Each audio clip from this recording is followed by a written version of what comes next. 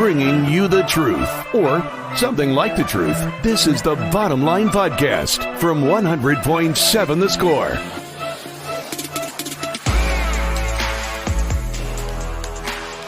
Hey, what's going on? You've got the Bottom Line on 100.7 The Score and 107thescore.com.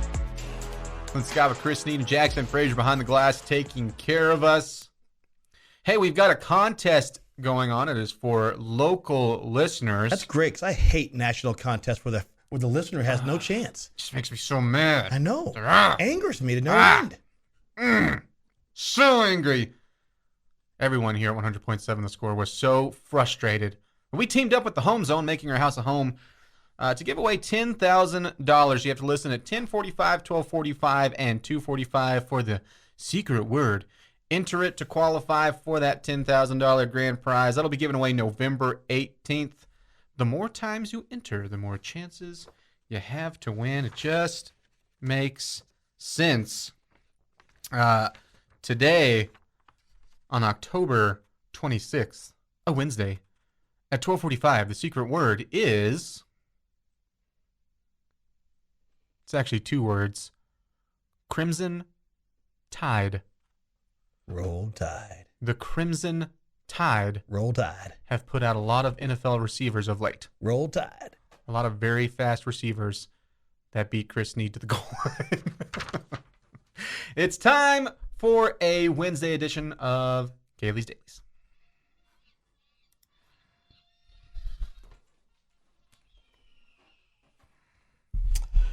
How much do you know about the blobfish? That was the candy we were talking about, right? No. Oh, no? Oh, okay. A blobfish. It's a deep sea fish in the Cyclolulatidae fish family. I've heard of that. I just said it with confidence there. Mm-hmm. They have a large head and a rounded body, and due to their unique appearance, they are all called the ugliest fish in the ocean. And these are native to Oceania, which is the area off of Australia and New Zealand, where they bob along the seafloor and they scoop up any unsuspecting and small creatures that cross their path. Ugh. They live in average depths of about 3,000 feet. That's water is just above the freezing temperature. Their diet consists of mostly crustaceans. Crabs, sea urchins, shellfish. The blobfish sucks the goodies into its mouth as it floats along. I'm just looking at pictures of this thing. Yeah. Okay, so I've seen this as a meme, the one very specific one where it looks like a dude's face just melted with the nose. Yeah. But it gets worse the more I get into more Exactly. Yeah, these are the ugliest fish in the They're very slow movers. They make them an easy catch for the mollusks, and those move very slowly because the blobfish lazy fishermen. Mm-hmm. They don't have bones or teeth, and they grow to about 12 inches long, and they can control their buoyancy. They lack a swim bladder found in most species of fin. It's an air sac that allows the fish to adjust and control its buoyancy.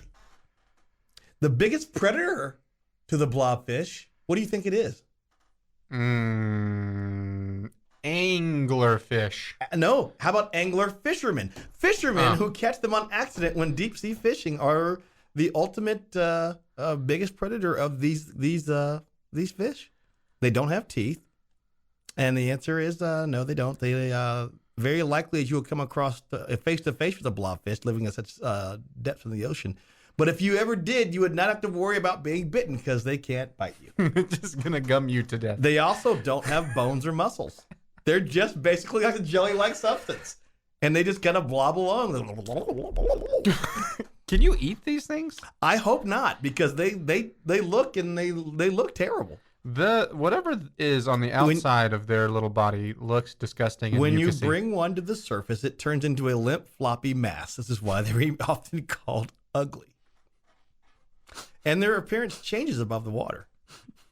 They have a mere normal appearance in the water, but without water pressure to hold their shape, they appear into a puddle of goo.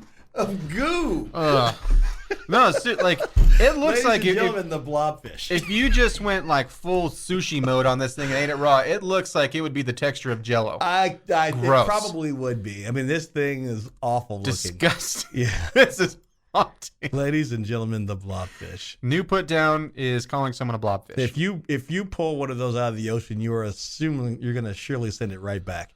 And I'm going to say, why are you fishing at 3,000 feet? Here you go. Which this is a great name for this. Sydney Fish, an expert, said that blobfish tastes better than butter poached lobster, but apparently you need to blowtorch it before eating it. Yeah. You just need to blowtorch it when you see it just to get rid of it. Blowtorch my food, I'm not touching that dude. That guy is remaining on the... That was a complete accident that they found that out. The blobfish came up. She was mortified, pulled out the lighter and aerosol can. Oh, this actually tastes pretty good. We get this on the 8th Flooring Center chat line. Get your thoughts and comments in there, especially for Grill Snead. We get can I come race too? Used to run a 4.5 340 when I played, but only be there for laughs. I will make it about 10 feet before my knees buckle. Yeah, it's okay. Raiders. Hey, here's the deal. Anyone who wants the race, we can get a listener race going after I kick Choice's tail and embarrass him, and take all his, take his house and steal his kids, take everything he has, his whole manhood away from him. Yes, all that. I don't know if and you then got enough space we for all those refine the race possessions in again, and then it'll be for fun. He's for fun, as he would say. Yeah, Raiders Dad says I think there should be a drawing to race Snead. That'd be fun. No, this is not. This is personal. Me and Choice, this is personal. Because he keeps ragging on referees, and it would be totally and completely embarrassing for him to get smoked. And I mean just tail between his legs smoked by a referee. An older referee than him. A guy that's 20 years older than him. Bullfighter puts this in for Grill Snead. If I can get in on this race, because I know y'all are scared. I'm not scared. I'm not a part of it. How much are you willing to bet on this race? Dinner at the first place I met you, Snead, where they changed our baseball to NBA. Bum, bum, yeah, did you see how fast we got that baseball back on during the World Series? Yeah. Hey, you and I are not going to race. We have no reason to race. I'm not afraid, though. When you do the listener race, though. The listener race will be in there. I'll be in there for the listener race, but it has to be the same foul pole to foul pole. Minister of Culture, sir, any fun plans this weekend, and how's the cubicle coming along? The cubicle is outstanding. I have got my new family picture of a random kids. I've got a picture of my cat. I've got the 2009 girls girls basketball runner-up city trophy. I've got my Tampa Bay Buccaneers mini helmet from the 25-cent machine. Mm-hmm. I've got the random vehicle that you'll never own, the Porsche 924 convertible, model car, die-cast model car on the desk, and then a picture of a random picture of penguins walking across the canvas. By the way, I have found, because as we moved over, kind of updated a few things that desperately needed to be updated. Still a few things that might need a fresher touch on there, but one of those. We have just a few different monitors that I don't even think work anymore. Yes, let's put one there. That I found loose, not dedicated to anything. Let's put one there. I'm actually today, for the first time today, I'm actually going to leave the backpack in the drawer. Yeah. I'm going to leave. So that's like me claiming it totally right there. I'm leaving the backpack in the drawer. Reese's Blob weed strain. That's a pretty good one. That's a pretty good one. I love a Reese's Blob. That's the best. And the reason I said that is I bought a Reese's peanut butter cup before a game, and I forgot to eat it, and it sat in the backpack that sat in my car sometimes, and so it melted. I could tell it was melted. I was like, "Ooh, I'm gonna like this," and I opened it up, and it melted into almost one big blob of Reese's. The two cups had slid over down to the side, and you sounds like it turned into like a protein shake at this point. I love a Reese's peanut butter cup.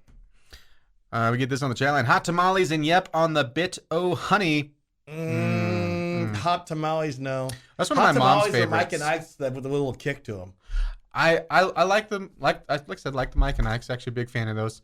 My mom, that was her go-to candy. Like road trips, hot tamales was one of her go-tos. Yeah, no, they're okay.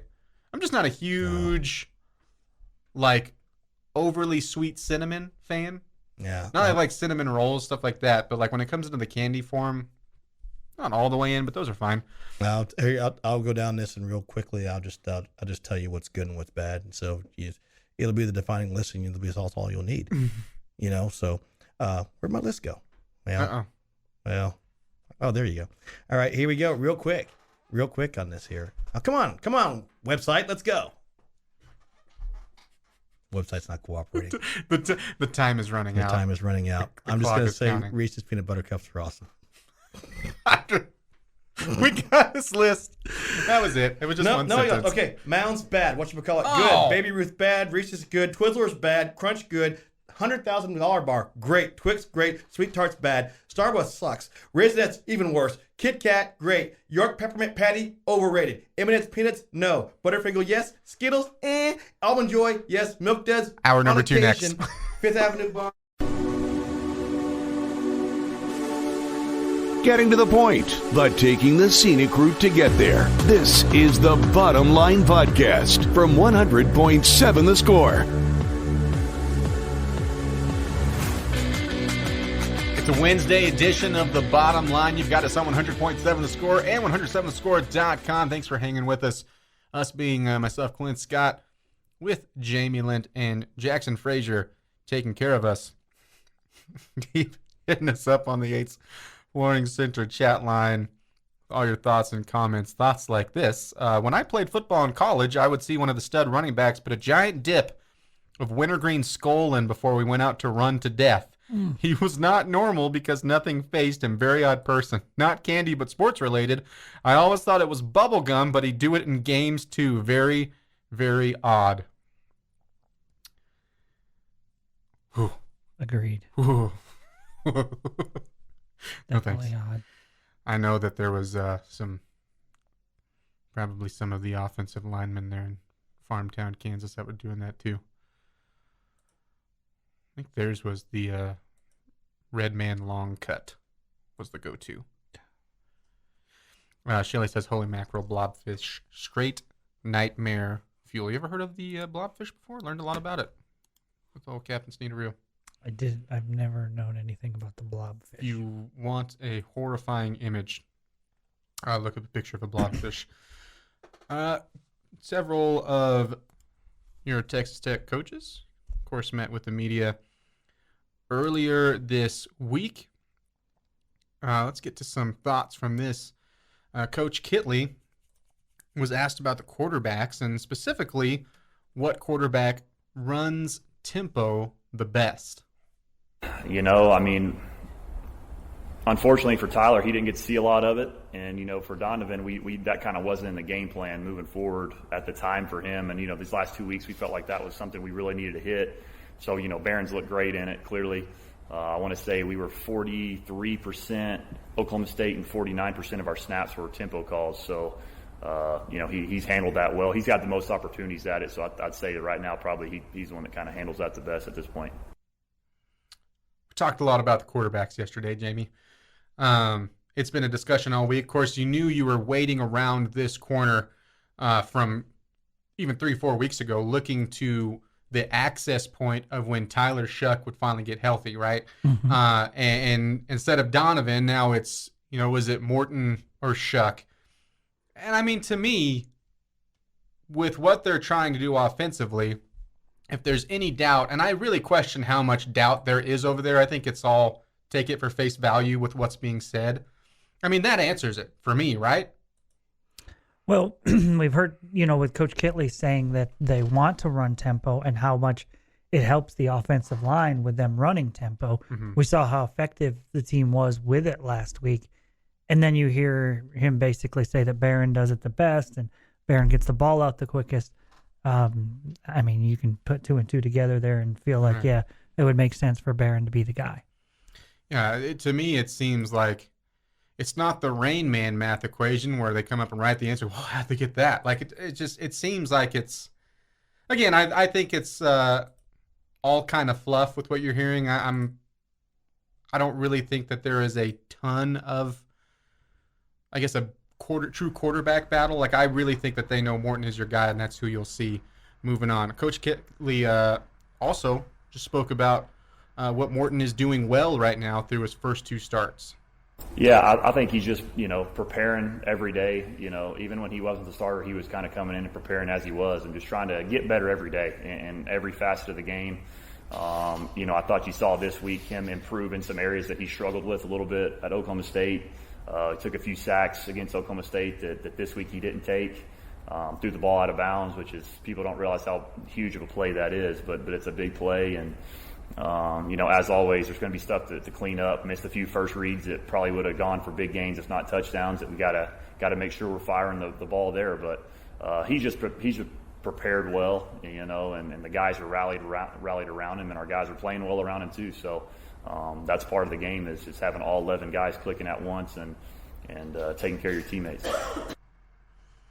Yeah, and again, with a young quarterback, I like what he said. You're already seeing the more game experience he has, a quick progression of him picking up what he is supposed to do and what he's not supposed to do, and obviously still has a high ceiling that he hasn't even been close to scratching. But I thought you saw a major improvement from what already was a solid performance in Stillwater. Yeah, and I thought it was a really solid performance, like you said, against a really good defense and a defensive front in Oklahoma State that's one of the better ones in the conference. And you hope that he would take away, a lot of experience from that, in that tough environment and a tough defense, and that you would see him have more success against West Virginia. And I think you definitely saw that. And so to me, one of the things that has me really excited about Barron is, Coach Kitley talked about it there. Okay, this time he made his reads a little quicker. This time he threw the ball away a little bit quicker and saved sacks. So he's getting out there. The experience is big for him, and then he's making adjustments off of that.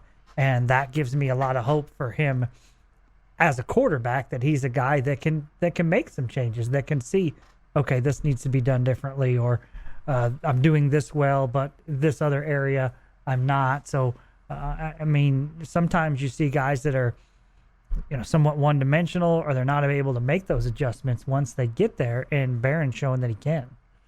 Yeah, and it's a quick learning curve, especially taking over right in the middle of Big 12 play. And I think you add that into it, that he's learning from that. He doesn't really have time right now to kind of take the slow approach and okay, well, it's Murray State, trying to figure it out. I don't really have to make a huge jump by next week. No, you have to make jumps, and you have to play at a high level if you want to win for the Red Raiders. Because, again, right now, you're in the portion of your season where you can win or lose every game, but every game is winnable. Mm-hmm. Every game is winnable, and you need that level of play from your quarterback. And I think that's part of what was missing the week before Oklahoma State, too, is, unfortunately, like you said, you wanted Donovan Smith to go out and take the job, but, making slow reads, slow decisions, all of that just kind of culminated into seeing why you needed the change, and then immediately it was like a jolt. Yeah. And my question was, okay, do you get a jolt because it's his first start? Sometimes you see that fresh blood, new legs, new arm, and all of a sudden it looks really good, and there's an immediate step back, and you go, okay, well, we're right back at square one. And the fact that he did learn those things already and just got even better by game number 2, and along with everybody, incredibly hopeful for his talent moving along with the Red Raiders. All right, let's go to the other side of the ball. Not Dorito, defensive coordinator Tim DeRuyter mentioned or talked about why his defense was finally able to force so many turnovers, 4 against the Mountaineers. It's kind of the shape of the ball. Other sports, it's a round one. In football, it's oblong. It bounces different ways. That's the trite answer. But the reality is, our guys work on it every single day. Every week we work on it as the coaches, and sometimes the opportunities just come up more. I thought our corners did a really nice job all day long of playing press coverage and being tight to their men. And if they're going to throw into tight coverage, our guys are good enough athletes to go up and take it. So that was huge. And then punching the one ball out and having population to get on it was big. So it's the principles of what we teach our guys and how to get takeaways. but it's the execution and then the opportunity happened for us on Saturday. That's a great answer. I like the shape of the ball. Yeah, he kind of cracked me up there, but I do think there's some truth to that, and that I think turnovers. I don't think it's all luck, but I think there is some luck involved. Right? When somebody puts the ball in the turf, does it bounce towards a defender or does it bounce back towards an offensive lineman? Or when a pass is tipped in the air, is it tipped where another defensive back is back there covering, or is it tipped into open space where it just hits the turf? So I do think there's some luck involved in that. Right. You can even have times where he was mentioning how well the cornerbacks played and how they were in position every time. But how many times have you seen just an excellent throw beat great coverage that could have been a pick if it was a yard shorter or half a yard to the left, thrown to the other shoulder instead of the right shoulder, something like that. But I think that's something that I've really enjoyed from the Red Raider defense is, even though you haven't been getting the amount of turnovers that you were hoping for the most part, there's been a few exceptions, but there's always going to be, is everyone has just been playing in position. It hasn't been a lot of times going, boy, that was just like, what were you thinking? As you see a wide receiver just wide open down the sideline, busted coverage. I feel like you haven't had too many moments of that. You had a few in the Texas game. But other than that, your defense has just been in position to do that, and, shape of the ball finally had it go your way. As you mentioned, a little bit of luck. Yeah, that happens. It is part of it. I mean, you want to think that it's all about your skill, or you want to think you can control everything, but in every sport, there's some luck involved. If it wasn't, you'd get a lot more onside kicks. Can we kick a basketball for an onside? Let's do that. Switch it out. You can try. It'll be take versus take when we come back. Jamie has the questions today. You've got us on 100.7 The Score and 100.7thescore.com. Getting to the point, but taking the scenic route to get there. This is the Bottom Line Podcast from 100.7 The Score.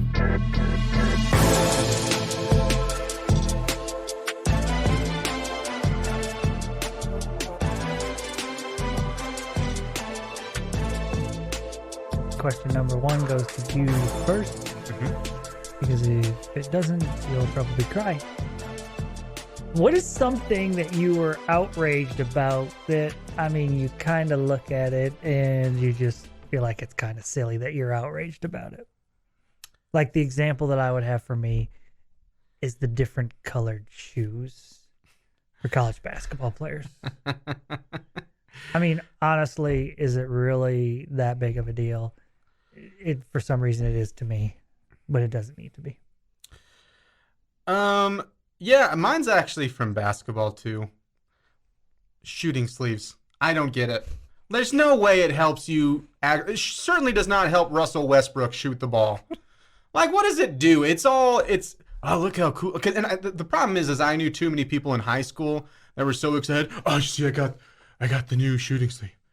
And one year, my junior year, our coach was like, no shooting sleeves. We're not going to do that. Doesn't make any sense. And one kid was like, I have elbow problems. For that elbow. You should tell him, like when some people say to me, man, I'm a shooter. Well, that guy's a shooter. I always say, yeah, we don't need shooters. We need makers. Did you buy the making sleeve? That's what I call just the shooting sleeve. I called that his brick sleeve. The one player in particular, because it was just, making a road with all of his shots. Goodness gracious, go build a house. And I was just, and there's no way it helps you. There's nothing it does scientifically to help you. There's nothing. But you gotta have it. Looks super cool, shooting sleeve. That being said, I'm gonna start wearing a shooting sleeve whenever we play tennis. Tennis sleeve. Okay. Serving sleeve. Service. Well, out of bounds. My bad. All right, Jackson. Mine is more like between people talking about sports. I just hate the whole, this team beat that team, and my team's about to play the team that just won, so it has to be better than the team y'all just played or whatever. Transitive property, man. Property. Yeah. My friends do it just to annoy me because they know that I start to get tense about it, and then I have to think about it. So basically, you're saying because West Virginia beat Baylor and we beat West Virginia that we're not going to beat Baylor? Is that what you're saying? We have to beat Baylor. Yeah, we'll beat Baylor because West Virginia beat Baylor. Baylor, And we beat West Virginia. Yeah. So we don't have to play on Saturday. Yeah, Why no would reason. we? No We already reason. know the outcome. I have a buddy that's a Cowboys fan, and he was like, "Well, y'all only put 20 up on the Cardinals defense. Cowboys defense is a lot better. So like, I just don't know how y'all are gonna win." I can't wait to do that to you now that I know that bugs Yeah, you. yeah, Like if you wear a shooting sleeve in here, that's not going to affect me. I'm going to laugh. But the first time I go, this is the reason why the Commanders are going to beat the Eagles this week. Those are fun though. Like, because if you do the full circle though, like when people aren't taking it seriously and it ends up like, this is why Bowling Green is going to smoke Alabama. Those are fun, but when it's trying to make an actual point, it just frustrates me. All right, I'm going to go with Clint on this one because I do think the shooting sleeve is pretty silly. I think Jackson's is also pretty silly. I might have thrown in there how about the guy who lays on the field or court forever when we all know he's really not that hurt? Oh, man. Okay. Yeah. And we know he'll be right back out there in 2 minutes, jumping out of the gym and, running through people. Yeah, I hate that too. Get up. Yeah, can I just talk about soccer players just bug me because of that? Okay. There's something. Flop. Okay. Question number 2. Which current coach in the Big 12 Conference, any sport, do you dislike the most?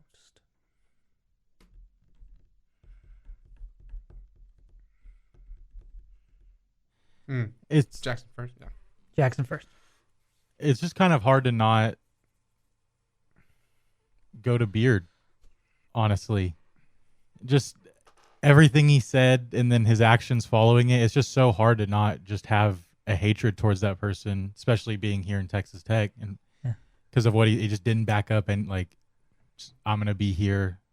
No, he wasn't. Just I can't stand him. All right, Clint. You were supposed to take Bill Self so I could take Chris Beard.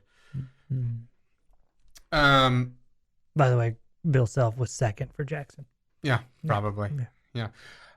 I have just always disliked it. It's funny because a lot of the coaches that I hated have just kind of cycled out from the league for football. I would agree. But basketball, plenty there for me to dislike.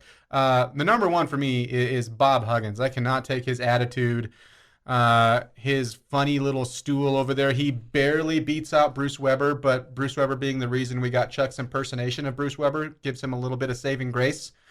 But in West Virginia, you keep on seeing, like, anytime they come in, they're not going to be, like, ranked. They're like, oh, this is a Bob Huggins coach team. So all the great, they haven't really been that great the past couple of years. And I hate seeing those stories, too. But I just watch him on the sideline, and it makes me want to throw my shoe at him. Oh, really? Yeah. Okay. All right. So Bob Huggins, good answer. Truly, Jackson's going to get the point. He had the right answer. Yeah, he did. I'm going to give him the point, and I'm going to take away one of those points that I got, previously when asking the questions, because the question really should have been besides Chris Beard. Yeah, it was an unfair setup. That was really a gimme. What would your for real answer number 2 have been if that were the case? For me, it's Tom Herman all time. Oh, all time? All time. No, I'm just saying all time. But right now, Bob Huggins would be the guy. But if we were going all time, Tom Herman would be second behind Chris Beard. All time most hateable Big 12 coach everyone knows is Bill Snyder. No one's buying into the phony niceness. It's not real. I'm just kidding. That's like the only case statement that all the case you guys are okay with. If you drafted number 1 Big 12 coaches to be your next grandpa, if you had the choice, it would be Bill Snyder would be everyone's overall number 1 pick, right? I don't know. I think Grandpa Tadlock would be pretty fun. He would take you fishing all the time, dude. Next time I'm in a baseball media, how quickly would I get kicked out of if you were my grandpa, would you take me fishing? Coach, over here. Why are you kicking me out? And the best part is when you were in the boat, he wouldn't talk. It'd be great. Yeah. You would love it. Oh, man. That's the best part of fishing. Or supposed to be. Yeah. All right. We go to a decider. Sugar. Dun, dun, dun. Clint, you're first. Okay. You have to dress up for Halloween as one of your coworkers. Who are you dressing up as, and what are you wearing? And the goal is for you to walk in the building and we know exactly who you are. Arkansas. I am actually going to dress up as Aaron Dickens because I know people are going to know who I am just from the get-go because he's the only one who wears the open-toed shoes every day. And I'm flopping in. I'm wearing the khaki shorts. I'm wearing some sort of fishing shirt, putting on some glasses. And I'm just going to walk in the building and go, Cardinal. And then just flop, flop, flop, flop, flop, flop into the studio. Just make dry, sarcastic comments all day. You'd be like, oh, Dickens. Like, yeah, you got it. Yep. Smarty, you win a prize. Get a badge? Hi, Jackson. I'm probably gonna be Hines, and I'm gonna come in shirtless with gym shorts on and pushing a little kid's lawnmower, the ones that pop when you push it around.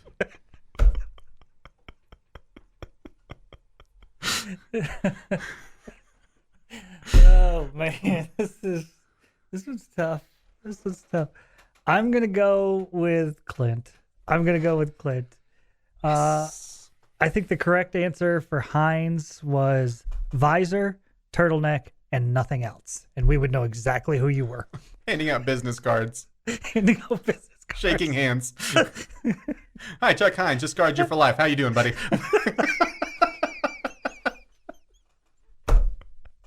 I do love the little like Fisher Price mower thing, especially with him because he's gonna have to like bow all the way over just to push it. Popping bubbles, Jackson. That's great. That was great. Good answer. I think you should do that anyways for Halloween. I don't know. What are you dressing up for as Halloween? I don't even know yet. It's honestly come up really fast, and my girlfriend's kind of mad at me for not having a decision, but I don't. 2 days later than what I thought it was, though. It's actually on a Monday. Fun fact. I did know Fun that. fact, At least they put it on the 31st this year. Why do they keep doing that? Why do they keep moving it, Jamie? Good answers, guys. That entertained me, both of you. I really did like Clint's answer. The open-toed shoes. That's all that would need. Yeah, that's all that it would take. Doesn't matter what else you had on you. If you had flip-flops on, we would all know it was Dickens. I wonder if because I could pull that off pretty easy next Monday if we would get the Dwight from Dickens. But there is, identity theft is not a joke, Clint. There is one better answer.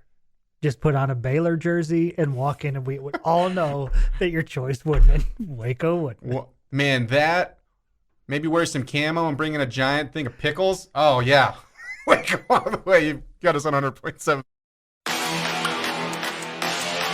Bringing you the truth, or something like the truth. This is the Bottom Line Podcast from 100.7 The Score.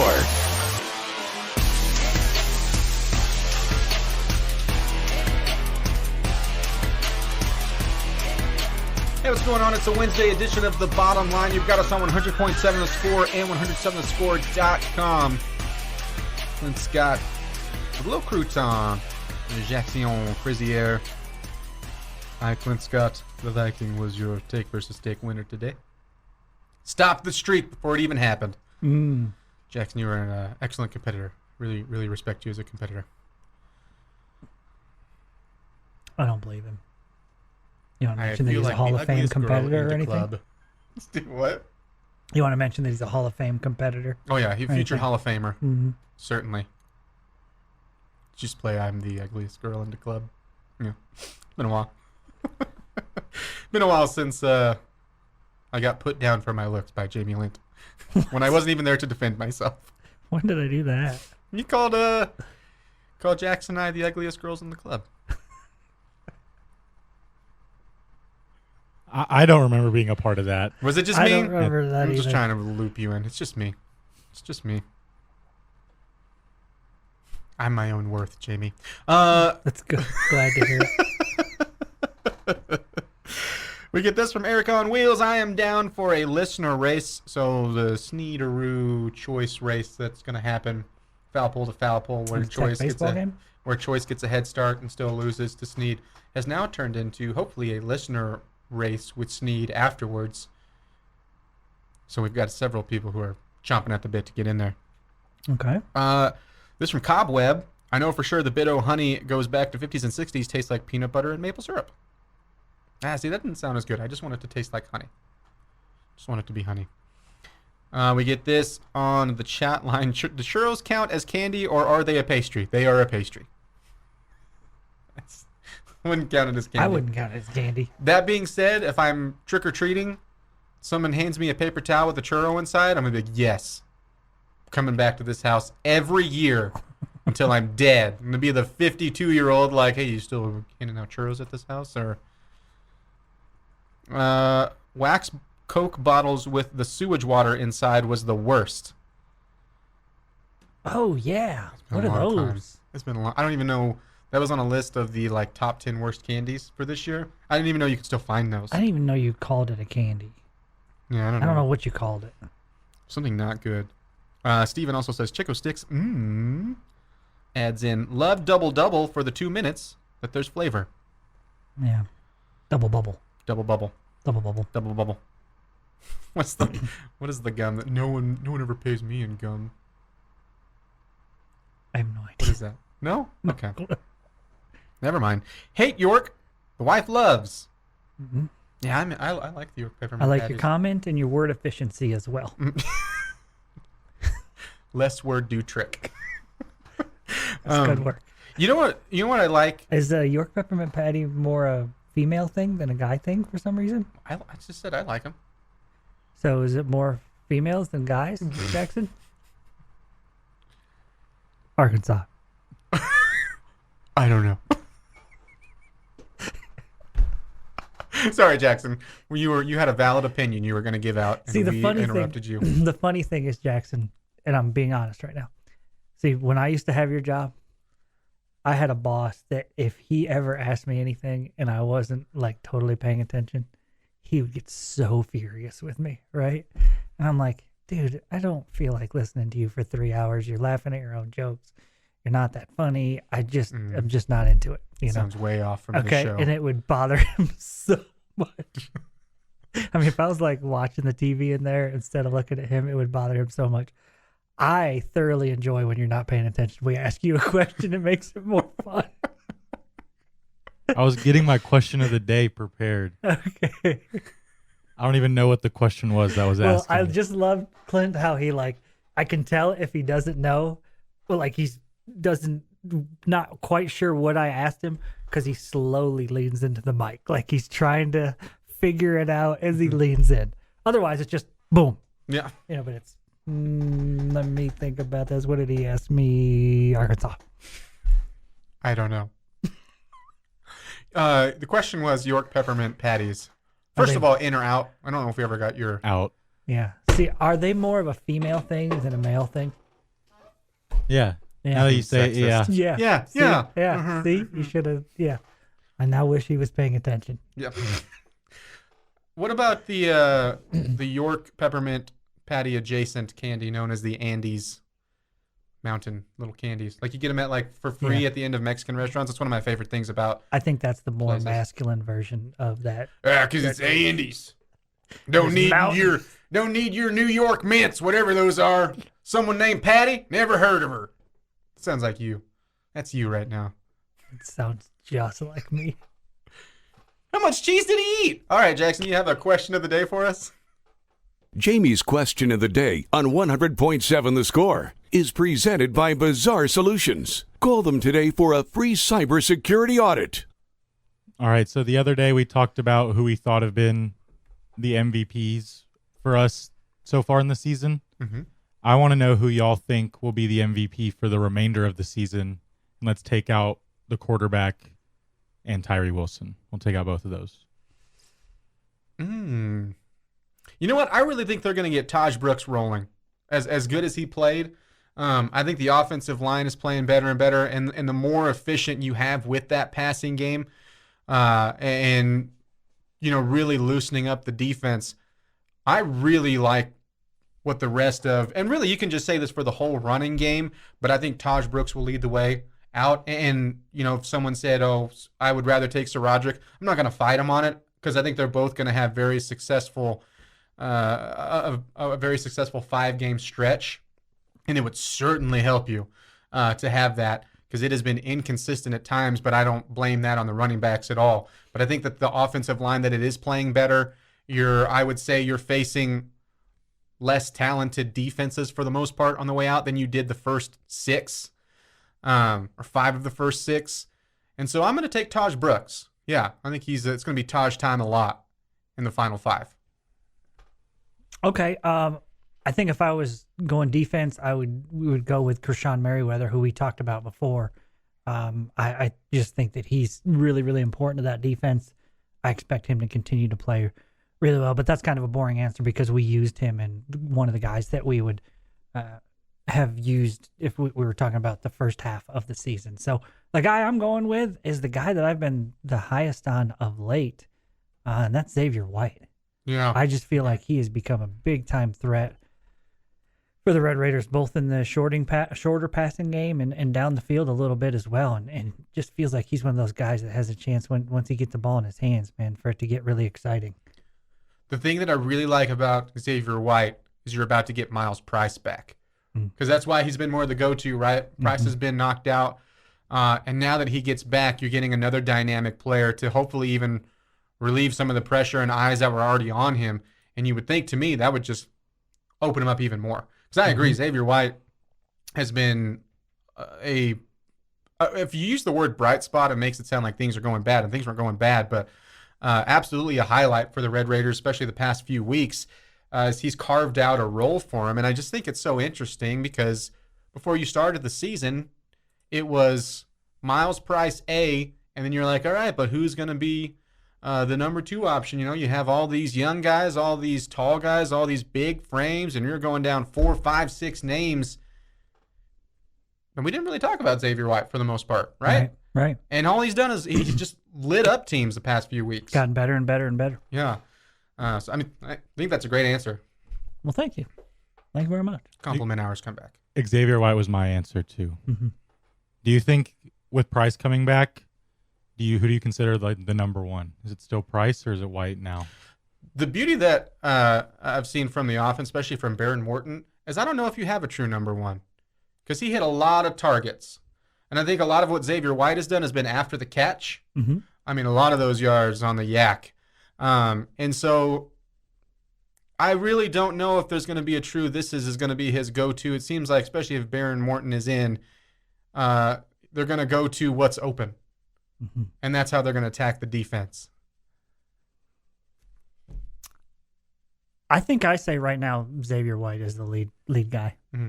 I do. I agree with your point that Barron has done a great job spreading it around, so a lot of different guys have been involved. Mm-hmm. But I think right now it's Xavier White's. He's the biggest playmaker in that offense. Mm-hmm. I think that's fair. And I think what I'm pulling off of, if I'm going like a true number 1 when it's crunch time, who are you going to? And last week on 4th down, I mean, you were pulling out Mason Tharp, getting him back in the offense. You're looking at other options that weren't just him. But I agree with your point. I'm afraid to say anything about the tight ends for fear that we won't see him again for 3 weeks. No, we have to keep pleading. we can't be like, thank goodness, finally got the tight ends involved again. It's going to happen. Like, please keep them in the game plan. Please. Just over 50 yards combined, minimum. That's all we want. Apparently we don't take them on the road. The only time we use them is here at home. So that's good news for this weekend. Yeah. Maybe they're too big for the plane. I don't know. Mason's too tall or something. It's like Air Force. You've got the bottom line on 100.7 the score. Getting to the point, but taking the scenic route to get there. This is the Bottom Line Podcast from 100.7 the score. Ladies and gentlemen, boys and girls, children of all ages, it is once again time to play No Diggity.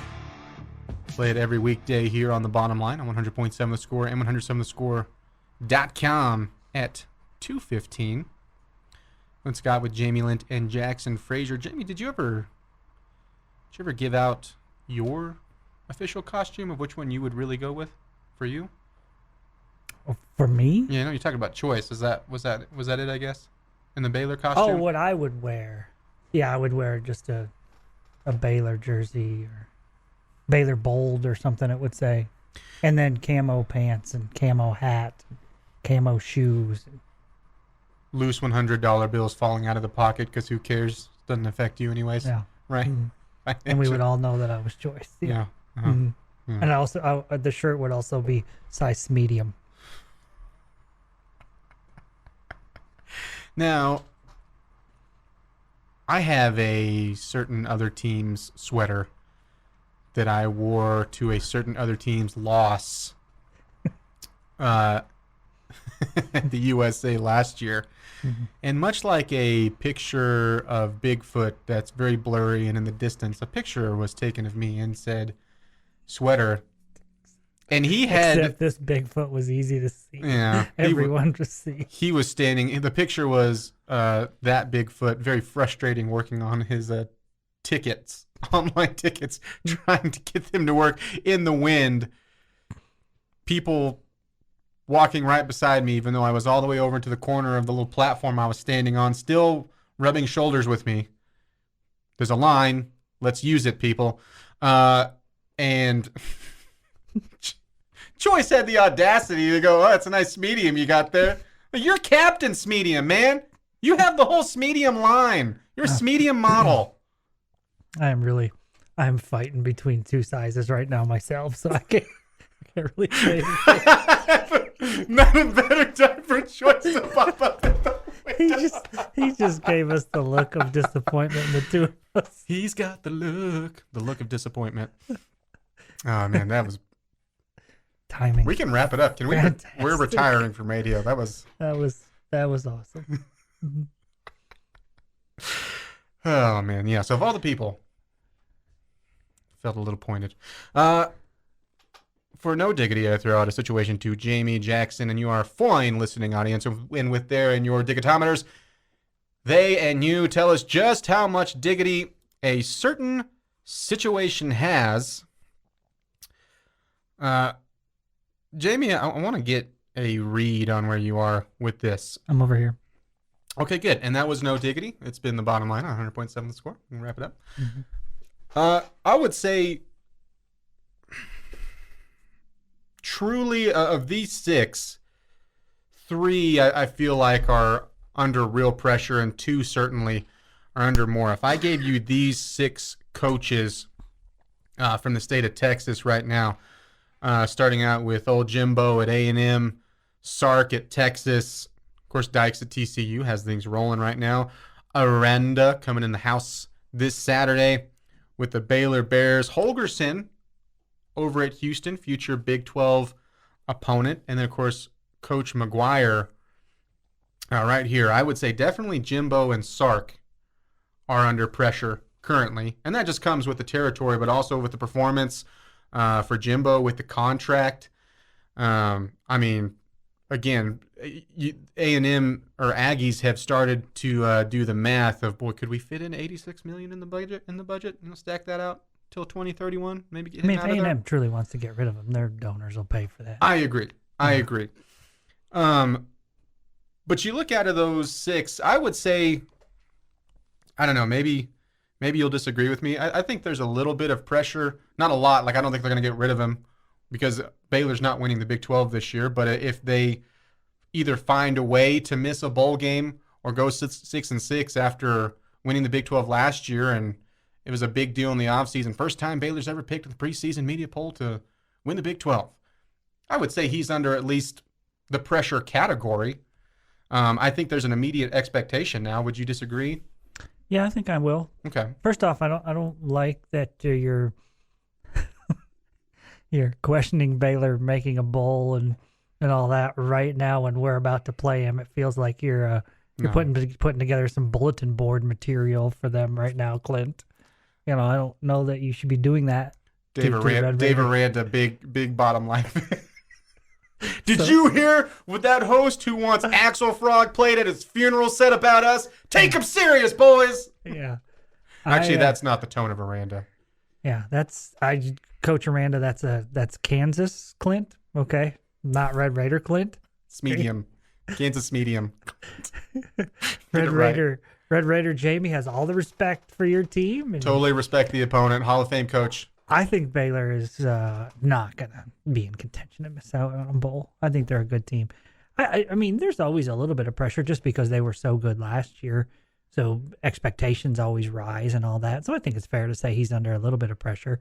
Not as much as I think. I mean, if you're at A&M and you're at Texas, you're always in a large amount of pressure. It's a different deal. Go ahead. What about Holgorsen? Yeah, that's a good question. That's a good question. I mean, it feels like they're going to have patience there, but I could be wrong. You know, when you're the type of guy that Dana is, and maybe you're not the most friendly or not the most loved by people in the program or in the athletic department, maybe your leash is a little bit shorter because you're not just a cute and cuddly guy, so to speak. Yeah, I've Whereas- never once thought of Holgerson as cute and cuddly. Your craziness maybe wears on people when you're not winning, whereas they let it slide when you're winning. Right. Yeah. So I feel like he's the one that's under the most pressure at this point. Do you think there's anything added to it? I mean, again, speaking of preseason expectations, Houston was a team that some people had as a dark horse to make the college football playoff with the level of experience they had. I mean, on not just one random one out there on bombpops.org or something like that, like a lot of major writers had them in, hey, this is a real possibility. If they went undefeated, they could be like a Cincinnati from last year. And then not only is that not going to happen, they may not even be in that American Conference game. Now they are 4-3 now, but against, beating fairly sorry teams. But you add into that, 2 of their losses are future Big 12 opponents. And I wonder if that adds anything. Now, again, let me be very clear. Especially for, which he should go by Aranda, by the way. If they did miss the bowl, let's say that happened, he's not gone. I'm not saying that. No. But I think you start to see a little bit of the disappointment factor, certainly, right? I mean, expectations, again, coming off of what you were. Sure. I just don't think that's going to happen. But I think with Dana, if things start spiraling back to where they were at the start of the season, I don't know. I don't think he's gone, but I think he's on the hot seat starting out next year. Yeah, I don't think he's gone either. But you're right. Probably going into next year, that's a guy we're talking about that has extra pressure on him. Here's the official no diggity situation, though. Jimbo, of all those coaches, Fisher's under the most pressure at this point, right? Yeah. So it would 100% no diggity. Thank you. Thank you. The digitometer slams to the left. Jackson? Philly boy? 100% no diggity. Yeah. Boy, and things have just, 3-game losing streak. Now they have Ole Miss coming into town. Now you have the story of 3 freshmen from this incredible class getting suspended indefinitely for smoking doobies out by the dumpster instead of getting Jimbo his dang ketchup. Possible running back has been pointed to maybe entering the portal. Things are going south. You forgot, like he asked for. Like he asked for. Was I a jerk then? In the narrative that I've written, 1,000% yes. My daughters are like, ooh, yeesh. yeesh. Are they your moral compass judge when you look at them and they're like, I don't know, Dad. Maybe I should have paid for that Spotify. Probably any 3 of the females. They're my moral compass. Yeah. What about Winfield? He probably would have wanted to catch up as well. Yeah. Okay. So yeah, like my dad asked for. Put it straight in the underbite. Let's go. Stop smoking your dog doobies over there. Eating your loaded dog biscuits. Let's go. Let's get the ketchup. Come on, like my dad asked for.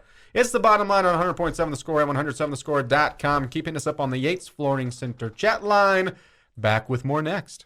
This has been the Bottom Line Podcast from 100.7 The Score. Go to 100-7thescore.com for more from the Double T Sports Network.